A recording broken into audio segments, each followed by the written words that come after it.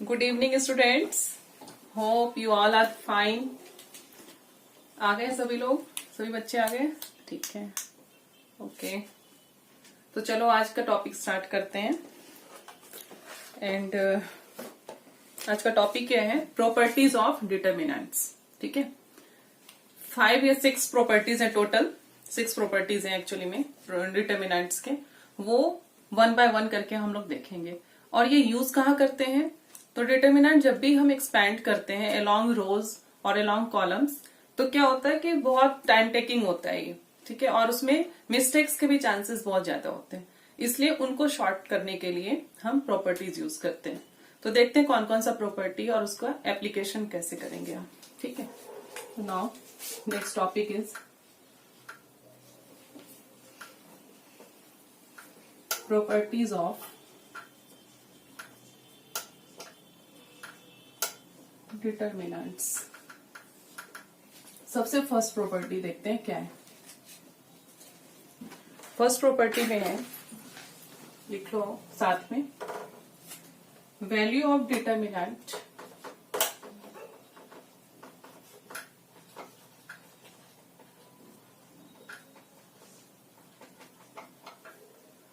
remains unchanged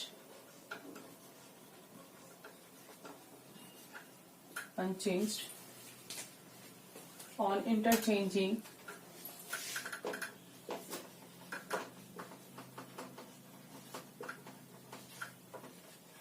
rows or columns। ठीक है, value of determinants remains unchanged on interchanging rows और columns. इसका मतलब क्या हुआ कि किसी भी डिटर्मिनेंट को अगर हम सॉल्व करते हैं तो determinant of A is equal to determinant of A transpose. ठीक है, ए ट्रांसपोज क्या होते हैं ये तो मालूम ही है, पिछले वीडियो में देख लेना। ए ट्रांसपोज मीन्स, जैसे सपोज डिटर्मिनेंट ए ले लेते हैं, तो ए का वैल्यू अगर इस तरीके से है, A1, A2, A3, B1, B2, B3, C1, C2, C3। ठीक है, ये ए हो गया। तो ए ट्रांसपोज क्या हो जाएगा? ए ट्रांसपोज हो जाएगा A1, A2, A3, B1, B2, B3, C1, C2, C3। This is A transpose. और इसे जब सॉल्व करेंगे, सपोज ए जो है, इसे अगर हम सॉल्व करते डिटर्मिनेंट ऑफ ए, सपोज इसका वैल्यू पी आता है, तो जब ए ट्रांसपोज का जब डिटर्मिनेंट फाइंड करेंगे तो इसका भी वैल्यू पी ही आएगा। ठीक है, यही है इसका प्रॉपर्टी फर्स्ट। ये बोल रहा है कि value of determinants remains unchanged on interchanging rows और कॉलम्स। रोज या कॉलम किसी को भी अगर हम इंटरचेंज कर देते हैं, यहां पर ये देखिए A1, A2, A3 first row है, जो कि यहाँ फर्स्ट कॉलम बन गया A1, A2, A3। बट जब सॉल्व करेंगे, एक्सपैंड करेंगे डिटर्मिनेंट्स को, तो दोनों का वैल्यू जो है वो सेम होगा। तो फर्स्ट प्रॉपर्टी यही है। Now second property, second property देख लेते हैं। If two rows columns of a determinant are interchanged of a determinant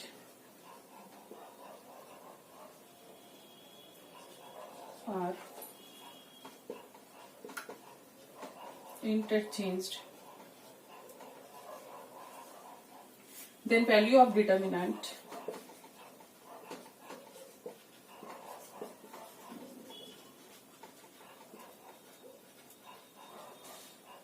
get multiplied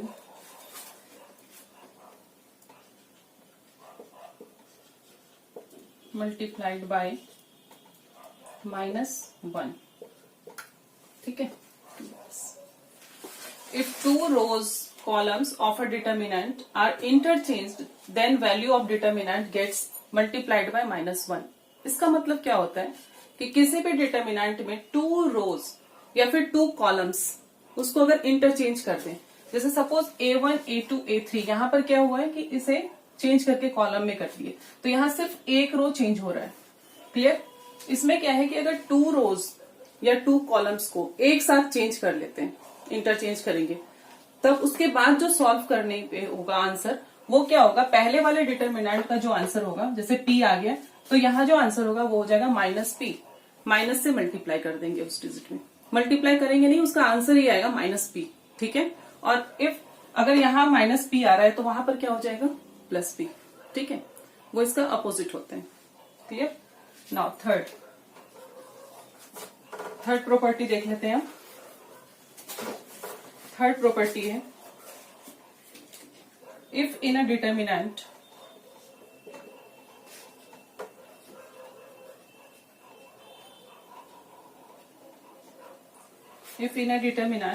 any 2 rows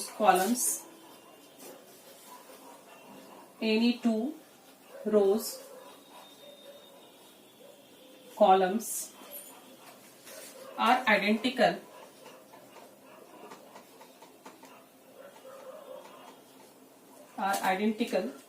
then value of determinant is 0.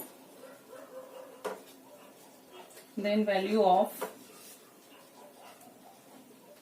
determinant is 0. ठीक है? ये प्रॉपर्टी क्या है, if in a determinant any 2 rows columns are identical then value of determinant is 0। यानी कि किसी भी determinant में, सपोज जैसे मैं एक एग्जांपल ले लेती हूँ, 1 1 0 1 1 0 2 5 -3। ठीक है? ये डिटर्मिनेंट ले लिए, जहां पर देखो R1 1 1 0 एंड R2 1 1 0।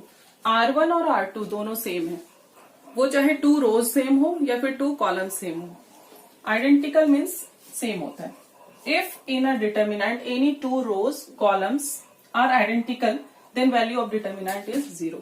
तो इसका जो वैल्यू होगा सॉल्व करके जब एक्सपैंड करेंगे तो वो वैल्यू क्या निकलेगा, 0। ठीक है? इससे रिलेटेड मैं एक क्वेश्चन भी करवा देती हूँ। अभी एमसीक्यू में आ सकता है इस टाइप के क्वेश्चन, या ऑब्जेक्टिव में दे देते हैं। इस वाले प्रॉपर्टी से रिलेटेड ही ये क्वेश्चन मैं सॉल्व करके बताती हूँ आप लोगों को कैसे क्वेश्चन आ सकते हैं।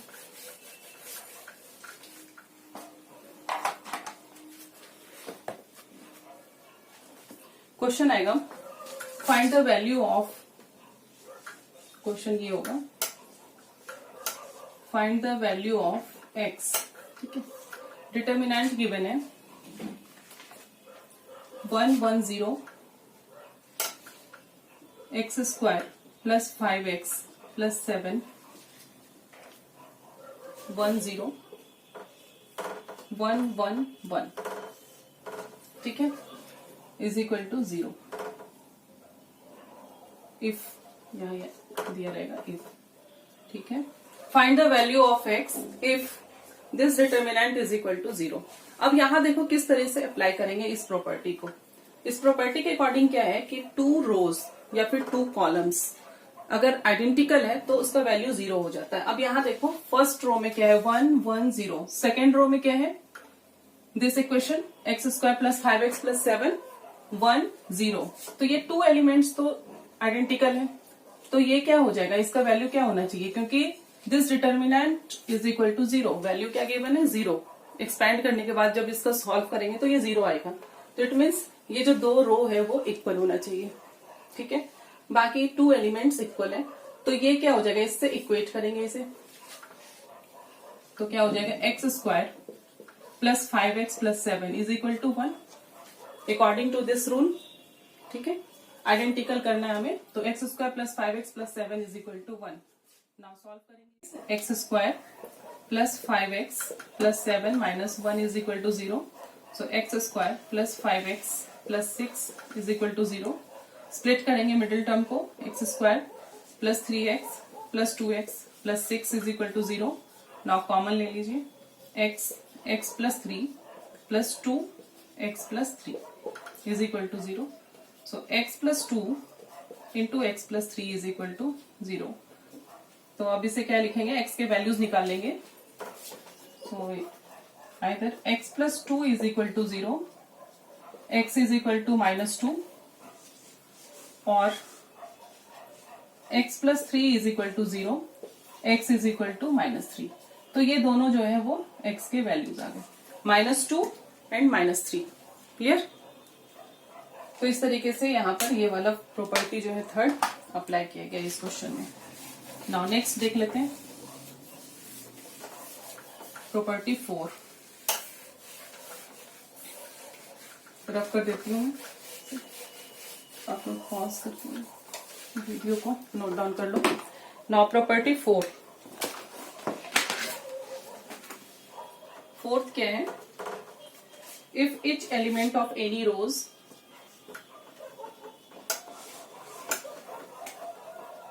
if each element of any rows columns can be expressed as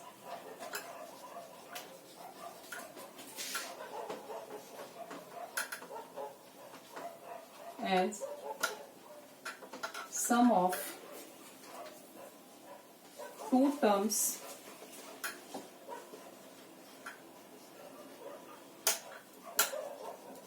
the determinant can be expressed as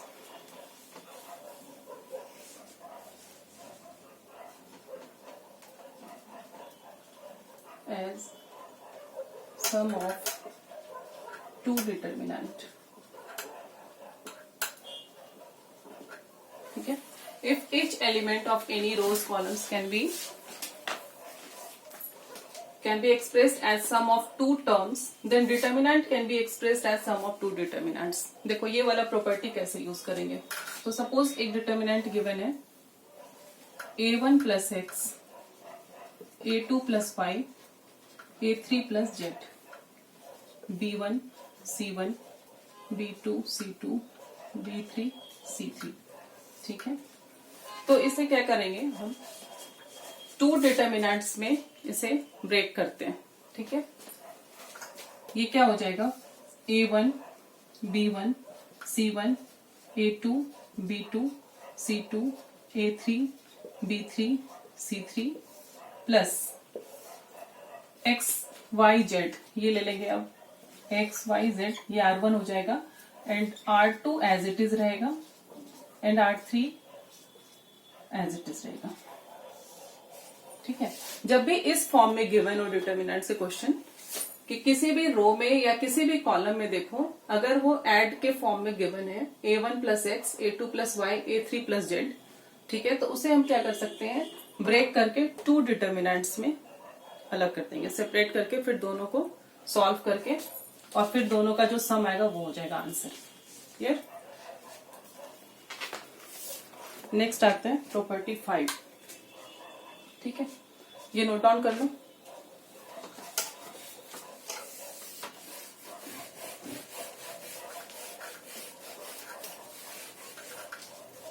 next property 5,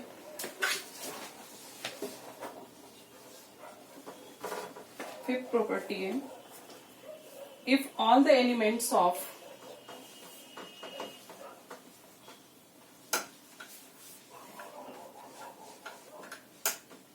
any rows columns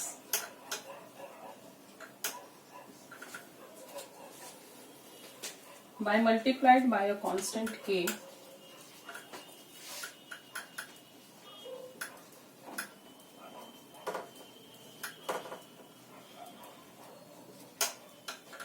by a constant k, then the value of determinant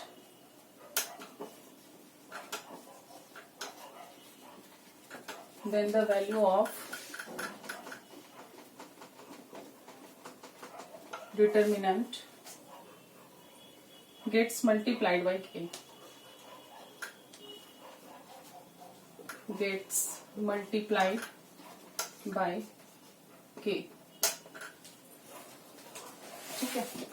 इसका क्या मतलब है कि कोई भी determinant given हो, suppose ए कोई determinant given है, let's say a1 a2 a3 b1 b2 b3, C1 C2 C3, ठीक है।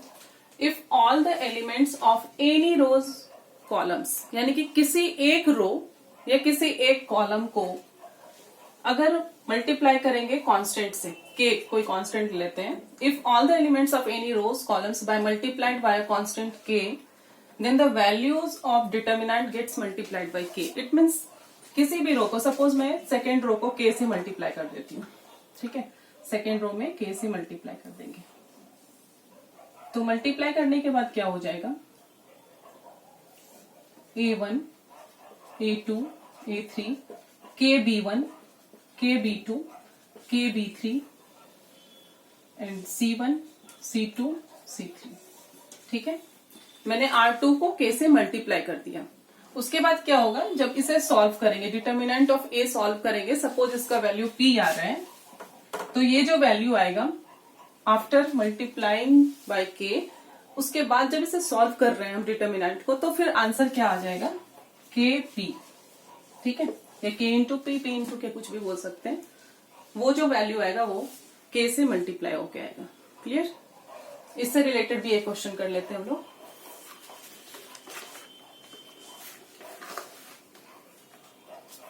इसमें इस तरह का क्वेश्चन आ सकता है, प्रूफ 2 4 6 3 6 9 4 8 16 is equal to 48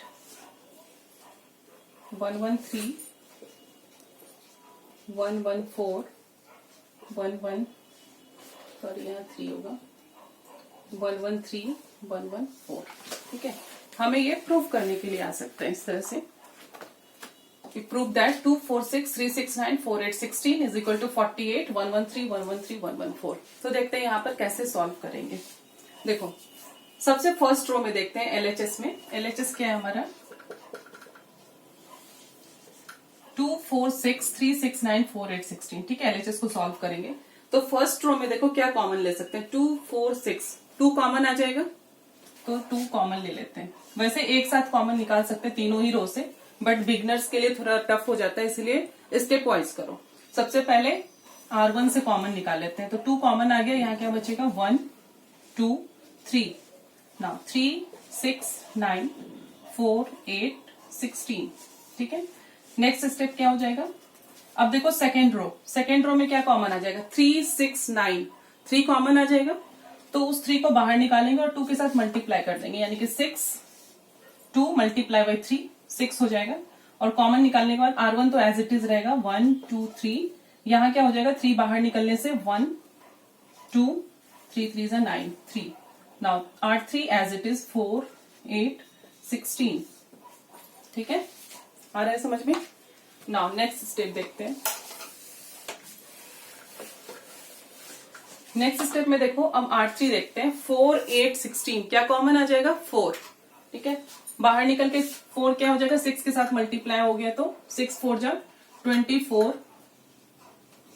और R1 क्या है, 1 2 3, R2 इज 1 2 3, एंड 4 बाहर आने से क्या हो जाएगा, 1 2 4 4 जा 16, ठीक है। अब देखो 24 आ गया और अंदर 1 2 3 1 2 3 1 2 4, कुछ कॉमन आ सकता है अभी, जरूरी नहीं कि R मतलब रो से ही कॉमन ले, हम कॉलम से भी कर सकते हैं कॉमन। कॉलम में देखो कुछ कॉमन आ रहा है, तो C2 देखो, C2 में क्या है, 2 2 2, 2 हम कॉमन ले सकते हैं, तो इसे लिख सकते हैं 24 इंटू 2, 2 बाहर आ गया तो, और यहाँ क्या बचेगा, 1 1 3 1 1 3 1 1 4, सो 24 इंटू 2 48 1 1 3 1 1 3 1 1 4, चेक करो RHS, ठीक है। यही प्रूव करने के लिए बोल रहा था, 48 1 1 3 1 1 3 1 1 4, ठीक है। और अगर ये क्वेश्चन भी आ जाए कि इसको सॉल्व करने के बाद वैल्यू क्या आएगा, तो एक बार ध्यान से देखो क्या आ सकता है वैल्यू, कुछ समझ में आ रहा है। R1 R2, ध्यान से देखो, R1 and R2 both are identical, okay. R1 and R2 both are identical, 113 and 113, So value of this determinant will be 0. Okay? अगर सॉल्व करने के लिए आ गया तो क्या लिखेंगे 0 और यहाँ रीजन क्या लिखेंगे R1 and R2 both are identical. ठीक है तो ये प्रॉपर्टी भी आ गया समझ में. Now next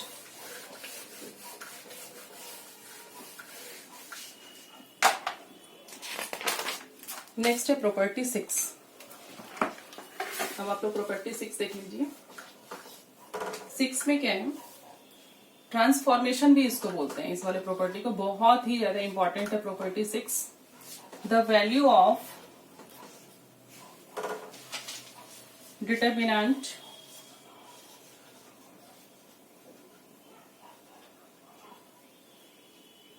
not changed by adding the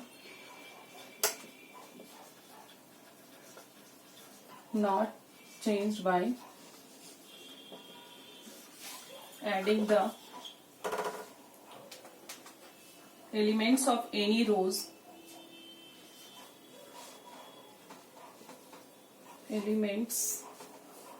of any rows columns constant multiple of the elements constant multiples of the elements of any other rows columns.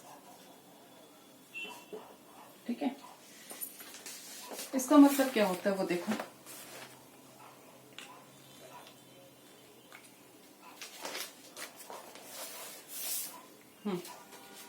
It means कि suppose कोई गिवन है determinant A1 B1 C1 A2 B2 C2 A3 B3 C3.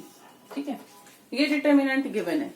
अब इसमें क्या करेंगे किसी भी रो को हम प्लस कर सकते हैं या माइनस कर सकते हैं. एडिशन के लिए भी है और सब्ट्रैक्शन के लिए भी ये रूल होता है. या फिर किसी कॉलम में हम किसी दूसरे कॉलम को ऐड कर सकते हैं या सब्ट्रैक्ट कर सकते हैं या कुछ मल्टीप्लाई करके फिर ऐड कर सकते हैं. ये ट्रांसफॉर्मेशन होता है. ठीक है डिटर्मिनेंट के अंदर एलिमेंट्स का. ओके तो उसके बाद जब सॉल्व करेंगे पहले हम इसे सॉल्व करते हैं ओरिजिनल फॉर्म में देन ट्रांसफॉर्म करके जो सॉल्व करेंगे दोनों का जो वैल्यू होगा वो सेम होगा. क्लियर. तो सपोज ऐसे ये हो गया इसे डेल्टा ले लेते हैं. ओके नाउ डेल्टा 1 अगर इसमें मैं R1 को मैं चेंज कर रही हूं इस तरीके से डिनोट करते हैं. R1 changes to R1 plus R3. ठीक है हम जैसे चेंज करते हैं वो पहले लिखते हैं देन एरो के बाद भी फर्स्ट में उसे ही लिखेंगे जिसमें हम प्लस करेंगे. So R1 changes to R1 plus R3. इस तरीके से यहाँ डिनोट करना होता है नहीं तो फिर मार्क्स डिडक्ट हो जाएगा. यहाँ आपको मेंशन करना होगा कि आप यहाँ पर कौन सा ऑपरेशन यूज कर रहे हैं. ठीक है नाउ अभी हमारा डेल्टा 1 क्या आ जाएगा A1 plus C1 according to this A1 plus C1 A2 plus C2 and A3 plus C3. ठीक है और रो 2 यानी कि R2 एज इट इज रहेगा B1 B2 B3 C1 C2 C3 R3 ये भी एज इट इज रहेगा. अब जब एक्सपैंड करेंगे डेल्टा को यानी कि ये वाला डिटर्मिनेंट जो ओरिजिनल फॉर्म में था एंड जब हमने प्लस करके ट्रांसफॉर्म करके जब हमने दूसरा डिटर्मिनेंट का फॉर्म किया डेल्टा 1 तो दोनों को एक्सपैंड करने के बाद जो वैल्यू आएगा वो होगा delta is equal to delta 1. ठीक है क्लियर है ये वाला पॉइंट. अब इससे रिलेटेड एक क्वेश्चन भी देख लेते हैं.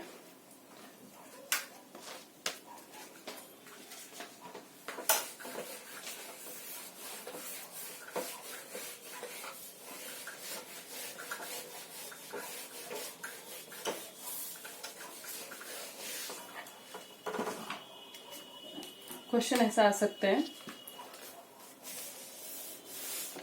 प्रूव दैट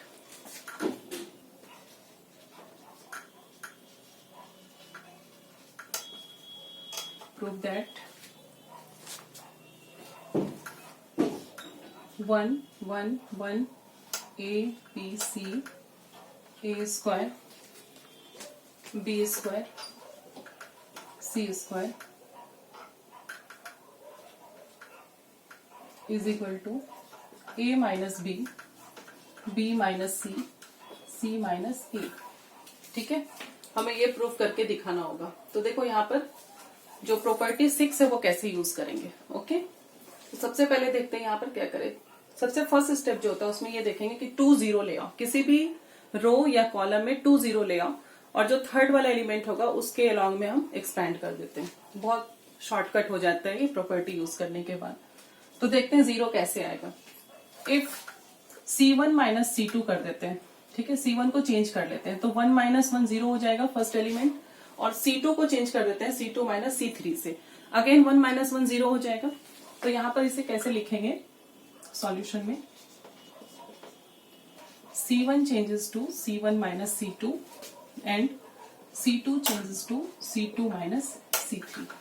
ठीक है, ये आपको सबसे फर्स्ट लाइन में मेंशन करना होगा कि हम किसे चेंज कर रहे हैं, किस में से किसे माइनस कर रहे हैं, किस में से किसे प्लस कर रहे हैं, वो आपको शो करना होगा यहाँ पर। नाउ अब डिटर्मिनेंट लिखते हैं। C1 यानी कि ये हो गया C1 माइनस C2, तो 1 माइनस 1 क्या हो जाएगा 0, a minus b and a square minus b square. समझ में आ रहा है? ठीक है, नेक्स्ट देखते हैं। C2 को हमने चेंज किया C2 minus C3, C2 minus C3, 1 minus 1 0, b minus c b square minus c square. ठीक है, C1 और C2 को हमने कन्वर्ट कर लिया चेंज करके। ठीक है, now third as it is रहेगा, C3 को हमें कुछ नहीं करना है, 1 c c स्क्वायर। ठीक है, अब देखो 2 एलिमेंट 0 हो गया R1 में, तो R1 के अलॉन्ग हम इसे एक्सपैंड करेंगे। थर्ड एलिमेंट रह गया 1, तो 1 लेंगे। 1 लेने के बाद क्या होता है, ये कॉलम और दिस रो ये कैंसिल हो गया। अब इसे मल्टीप्लाई करेंगे तो क्या हो जाएगा a minus B B square minus C square minus, इन दोनों को प्रोडक्ट ले लो, b minus C into A square minus B square. Okay, now अब देखो a माइनस बी और यहां भी देखो A square minus B square है। अगर यहां आइडेंटिटी यूज कर लेते हैं तो a minus b as it is रहने दो, b plus c b minus c हो जाएगा, minus b minus c a plus b a minus b. Clear? अब दोनों टर्म में देखो क्या कॉमन आ सकते हैं, b माइनस सी कॉमन आ जाएगा, ठीक है, और a माइनस बी कॉमन आ जाएगा। तो a माइनस बी कॉमन ले लो और b माइनस सी कॉमन ले लो, अंदर क्या बचेगा b प्लस सी माइनस b प्लस सी, ये वाला आ गया बाहर और ये आ गया, तो a प्लस बी, बट ये माइनस है तो साइन चेंज होके a माइनस बी हो जाएगा। ठीक है, अब ये देखो b और b कट गया, so a minus B b minus C और ये हो जाएगा c माइनस a। ठीक है, यहाँ देख लो a minus B b minus c c minus a आ गया RHS। तो आया या नहीं समझ में आप लोगों को? ठीक है, इसका वैसे एक और मेथड है, यहाँ पर हम कॉमन भी ले सकते हैं। जैसे यहाँ देखो a minus b a plus b, तो यहीं पर a माइनस बी बाहर निकाल के फिर यहाँ 1 हो जाएगा और यहाँ a प्लस बी बच जाता है। फिर सेकेंड स्टेप में क्या करो, b माइनस सी हम कॉमन ले लेते हैं, तो b माइनस सी बाहर आ जाता है, b प्लस यहाँ 1 हो जाता है, यहाँ b प्लस सी होता है, और फिर उसके बाद 1 के अलॉन्ग करने से वो भी सेम आंसर देगा। ठीक है, तो आप कोई सा भी मेथड चूज कर सकते हो। अब इस एक और क्वेश्चन मैं बता रही हूँ इससे रिलेटेड। प्रॉपर्टी यूज करने से बहुत ही इजी हो जाता है एक्सपैंड करना, एंड मिस्टेक्स होने के चांसेस भी बहुत ही कम होते हैं, इसलिए प्रॉपर्टी बहुत जरूरी है आप लोगों को समझना। एक क्वेश्चन और मैं ले लेती हूँ एनसीईआरटी से। नेक्स्ट क्वेश्चन है, prove that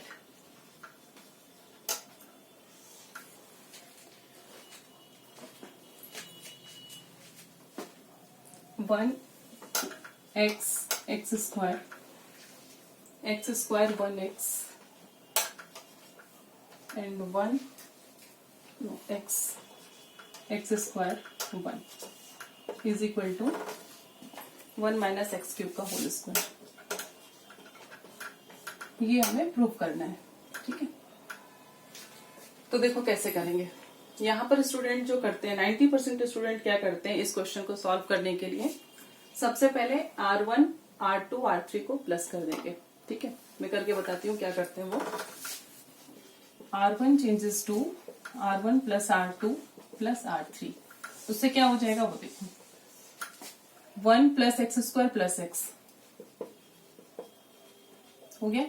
again x plus 1 plus x square, इसको अरेंज करके लिखो तो 1 plus x plus x square. ठीक है, again 1 plus x plus x square. ठीक है, और रेस्ट आर एक्स स्क्वायर 1, बाकी एज इट इज रहेगा। अब क्या करेगा इसके बाद, नेक्स्ट स्टेप में ये हम कॉमन निकालेंगे। कॉमन निकालने के बाद फिर 1 1 1 हो जाएगा। ठीक है, ये वाला टर्म जो है बाहर आ जाएगा, फिर 1 1 1 होगा। उसके बाद फिर क्या करेंगे, C1 माइनस C2, क्योंकि हमें 2 एलिमेंट्स को 0 लाना है। फिर जो थर्ड वाला 1 है उसके अलॉन्ग हम एक्सपेंड करेंगे। तो ये काफी लॉन्ग हो जाता है प्रोसेस। ठीक है, इसमें फिर मिस्टेक्स होने के चांसेस ज्यादा होंगे। तो इसको देखो अभी क्या करते हैं शॉर्टकट के लिए। आंसर तो इससे भी आ जाएगा, बट ये टाइम टेकिंग हो गई है। इसको शॉर्टकट में कैसे करेंगे, तो जब इसे सॉल्व करेंगे हम, C1 चेंजेस टू, ठीक है, C1 को चेंज करेंगे C1 माइनस एक्स C3। ठीक है, C1 माइनस एक्स C3। अब देखो कैसे चेंज करते हैं। C1 चेंज होगा, C1 माइनस एक्स C3 यानी कि 1 minus x into x square, क्या हो जाएगा x cube. Clear, now x square minus x into x. ठीक है, C1 यानी कि एक्स स्क्वायर, इसका जो ये वाला एलिमेंट है, x square minus x into C3, तो एक्स इंटू एक्स क्या हो जाएगा x square. Now x square minus X square 0, तो यहाँ क्या हो जाएगा 0। अगेन C1 यानी कि x माइनस एक्स C3, तो x इंटू 1 x यानी कि x minus x, again 0।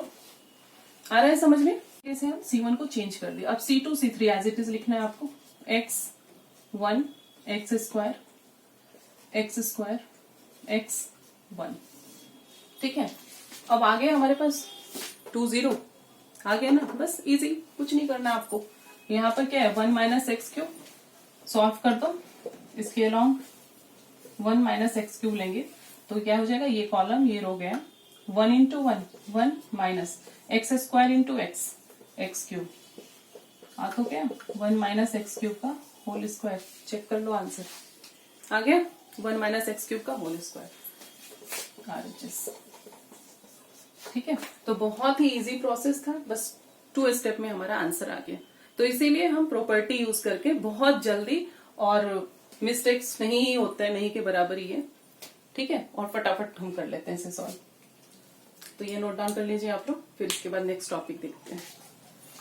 Okay, तो अभी नेक्स्ट टॉपिक देखते हैं, जो कि लास्ट टॉपिक ही होगा हमारा, एरिया ऑफ ट्राइंगल। ठीक है, किसी भी ट्राइंगल का एरिया कैसे फाइंड करते हैं डिटर्मिनेंट वाले मेथड से। तो एक चीज देखो, जो ट्राइंगल जो होता है उसमें कितने वर्टेक्स होते हैं 3। ठीक है, A B C। अब इन तीनों के कोऑर्डिनेट्स ले लेती हूं मैं, x1 y1 x2 y2 and x3 y3। ठीक है, x1 y1 x2 y2 and x3 y3, ये 3 कोऑर्डिनेट्स हो गए 3 वर्टिसेस के। तो यहाँ पर हमें जो फॉर्मूला मिलता है वो क्या है, area of triangle is equal to होता है हाफ। ठीक है, डिटर्मिनेंट्स के फॉर्म में इस कोऑर्डिनेट्स को अरेंज करना है आपको। तो क्या है x1 y1 x2 y2 x3 y3। Okay, determinant है तो स्क्वायर फॉर्म में होना चाहिए, तो ये तो क्या है, ये 3 इंटू 2 हो गया, 3/2। तो यहाँ जो है लास्ट में 1 1 1 होता है। ठीक है, half x1 y1 x2 y2 x3 y3 and 1 1 1। ये जो 1 1 1 है ये हर एक क्वेश्चन में लगाना है आपको, ये फॉर्मूला ही होता है। ओके, क्योंकि कोऑर्डिनेट्स जो होता है ये 2 डिजिट में ही होगा, 2 नंबर्स होंगे यहाँ पर। तो अब इससे रिलेटेड एक क्वेश्चन ले लेते हैं। कैसे सॉल्व करेंगे। Find the area of triangle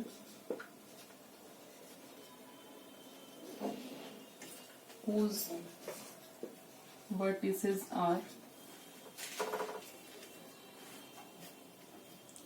3 1 4 3 3 1 4 3 and -5 4।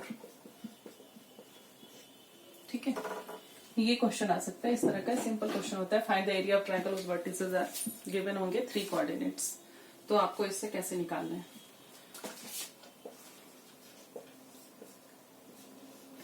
Area of triangle को डिनोट करते हैं इस तरीके से ट्रायंगुलर फॉर्म में। हाफ अरेंज कर लो पहले, 3 1 4 3 -5 4 1 1 1। Okay, now half.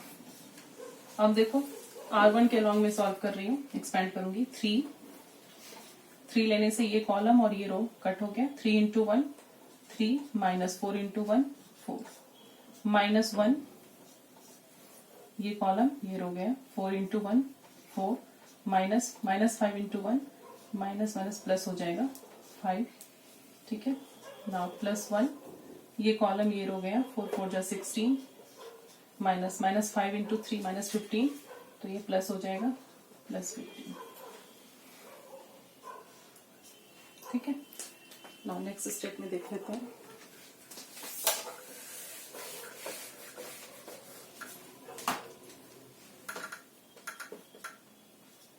Is equal to half 3 -4 क्या हो जाएगा -1 इंटू 3 -3 4 + 5 9 इंटू 1 -9 हो जाएगा यहाँ पर। 16 + 15 31 इंटू 1 31 + 31 ये हो जाएगा हाफ -12 + 31 हाफ ये हो जाएगा। डायरेक्ट लिख देती हूँ मल्टीप्लाई करके। 31 में से 12 माइनस कर लो 19। ठीक है, ये कैंसिल नहीं होगा तो 19/2 स्क्वायर यूनिट। ठीक है, ये आ गया एरिया। एक चीज और देखना, कभी कभी जैसे ये तो नॉर्मल था तो इसमें पॉजिटिव ही आया है। जैसे कभी कभी हमारा आंसर माइनस में भी आते हैं और प्लस में भी आता है। कभी एक्स वाले फॉर्म में होगा कुछ क्वेश्चन तो वहां पर जैसे स्प्लिट करना होगा फैक्टराइज करके तो प्लस माइनस दोनों ही लेंगे हम, बट पॉजिटिव वैल्यू जो होता है वही एरिया होगा, क्योंकि एरिया हमेशा कुछ ना कुछ तो पॉजिटिव वैल्यू देगा ही, नेगेटिव में तो हो ही नहीं सकता। तो एरिया हमेशा हम पॉजिटिव वैल्यू को लेते हैं। ठीक है, और इसके बाद एक और आ सकता है कि कॉलिनियर हो तब फाइंड करना होता है एरिया। तो जब भी कॉलिनियर पॉइंट्स गिवन हो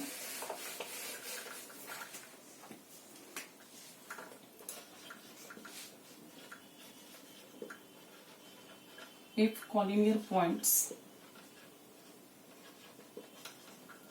will be given then area of triangle will be 0। Value जो होगा एरिया ऑफ ट्राइंगल का वो क्या होता है 0 हो जाएगा। ठीक है, जब भी कॉलिनियर पॉइंट्स गिवन होगा तो फिर एरिया ऑफ ट्राइंगल जो होगा वो 0 होगा। समझ में आ रहा है? तो ये टॉपिक आज यहीं एंड कर रही हूँ।